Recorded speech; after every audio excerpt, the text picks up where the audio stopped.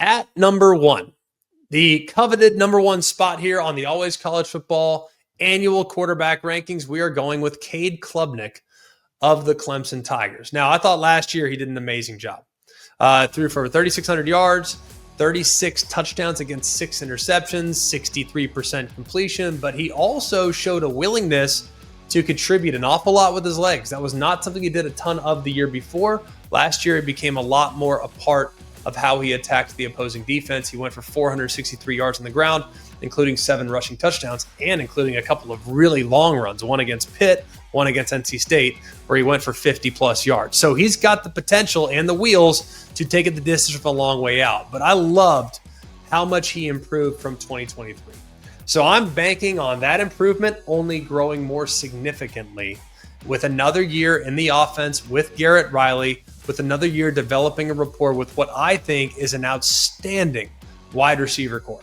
I think he's got 4 dudes on the perimeter that are top flight wideouts, and that's going to really help Cade Klubnik reach his potential this year. But he improved his touchdowns thrown by 17 from 2023 to 2024.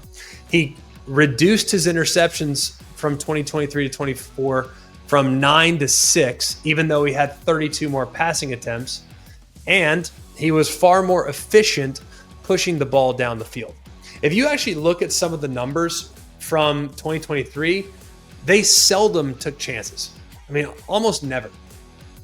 I looked up some of the numbers. 8% of his throws traveled 20 or more yards in 2023. But in 2024, 15% of his throws were 20 or more yards.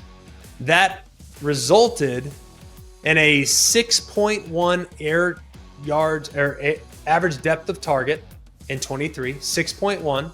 So the average depth of target was 6 yards downfield. Well, in 2024, it was nearly 9, 8.9. That's a huge, huge difference. And I wasn't sure. I thought maybe it was because he's not a great deep ball thrower. Well, and then we found out last year that he completed nearly 50% of his deep balls, which was one of the best, not just in the ACC, but in the entire country. He also had 13 touchdowns on deep balls, which is number 1 in the country. So the downfield throws and how he improved in those areas was massive from a year before, but it was also about how he improved as a runner. He had 19 carries of 10-plus yards. He had 2 50-yard runs, like I referenced, against NC State and Pitt. I think that is also a huge indicator of where he could continue to grow. He had 8 games with more than 250 passing yards and reached 30 yards rushing or more in 9 of his games. So if you look at kind of where he's at, he can beat you in a lot of different ways. He's also, I think, been through the gauntlet of being a starting quarterback in college football as well, which means I don't just believe in his ability, I believe in his mental toughness. Because this is a guy that was getting criticized heavily in 2023. And I think when you are the golden goose and you get criticized and you live to tell the tale, put your head down, keep working, get better, and then come back in 24 and you're one of the best players in the country, that's a guy who I want on my team for sure. So the fact that he's been through the grinder and has lived to tell the tale and has come out the other end as a superstar tells me a lot about what this young man's made of and what he's going to do this year. Another aspect of what I've really been impressed with watching him this past season was just how comfortable he was when things went awry. Against the blitz last year, he had 12 touchdowns against 0 interceptions. Against the blitz.